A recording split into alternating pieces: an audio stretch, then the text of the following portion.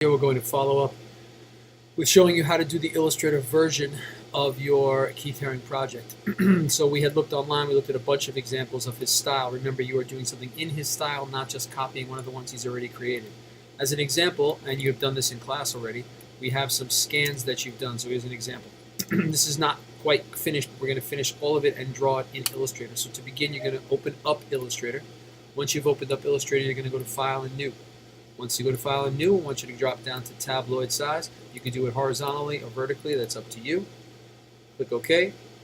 Once it opens up, you're going to go to File and Place. Now, if this is in your folder, mine is on my desktop, I'm going to find the image, hit Place, and then click and drag. I'm also going to go to Essentials and reset them so everybody's in the right spot at the same time here. Now this I'm going to rotate, so I'm just going to click rotate it. You can make it bigger, smaller, you can move it around a little bit, that's fine. Open up your layers panel here on the side, pull that out.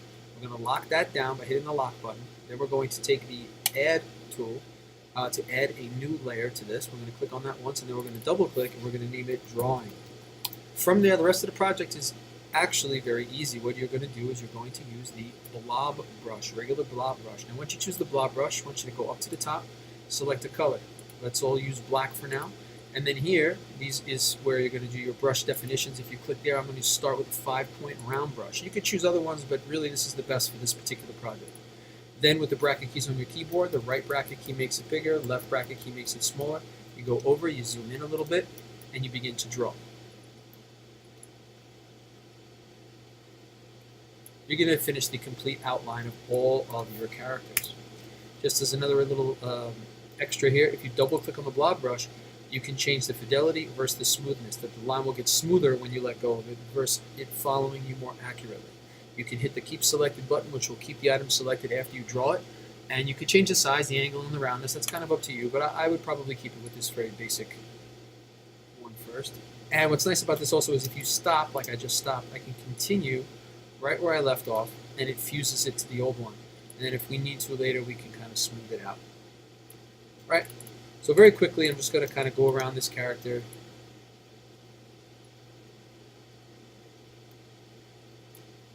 All right, keep going. I'm not going to take my time right now because I'm just using it for the purpose of this tutorial, right? But I'm going to finish it up, close it up. I did a bad job there on the elbow, so you see how going too fast can really mess it up a little bit.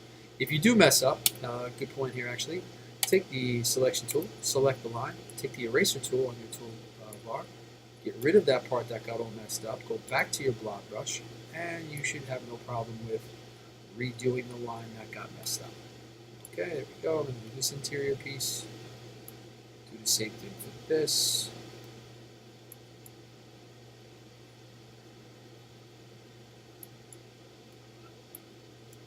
Beautiful. These on the side, you can do them a little thicker. And there's no reason that you can't take one if it works out well, hold Option and copy it, maybe just make it a little smaller, maybe rotate it, copy it again, make it smaller. And you could do that for those little action kind of symbols. Now from there, I'm going to hide the layer 1 in the background. I'm going to select all of this figure. We're going to go to Object, Live Paint, Make. And then from there, you can use your Live Paint bucket. Live Paint bucket right here. Choose the color that you like. Whatever color it's going to be, you click on it and you can fill in whatever you like. In terms of what colors to use, look back at some of his work. Take a look at it. Look at the colors that he's using here. You know, a lot of bright, bold colors, obviously, but also a lot of complement colors. Maybe with a third color, maybe a tertiary color thrown in. So check some of his work, get some ideas before you go ahead and color it. For the background of this, all you're going to need to do is create a shape. You can do any kind of shape, rectangle, rounded rectangle. You can create the shape. From there, you can give it a stroke. You can increase the size of the stroke. And then from there, we can right-click, arrange it, send it to the back.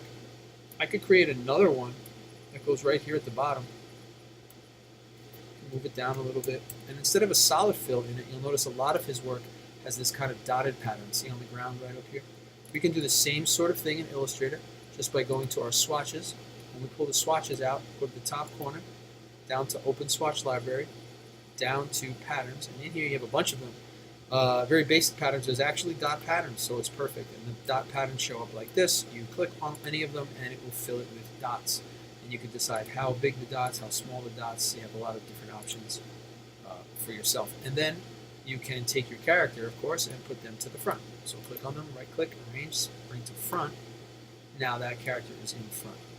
And at any time in this, you can copy, resize, rotate, of course. Put one here coming out of another one, or however you want to do it. Put one in front of the other or behind the other. And, there's little options and things you can do from there to continue and finish it up.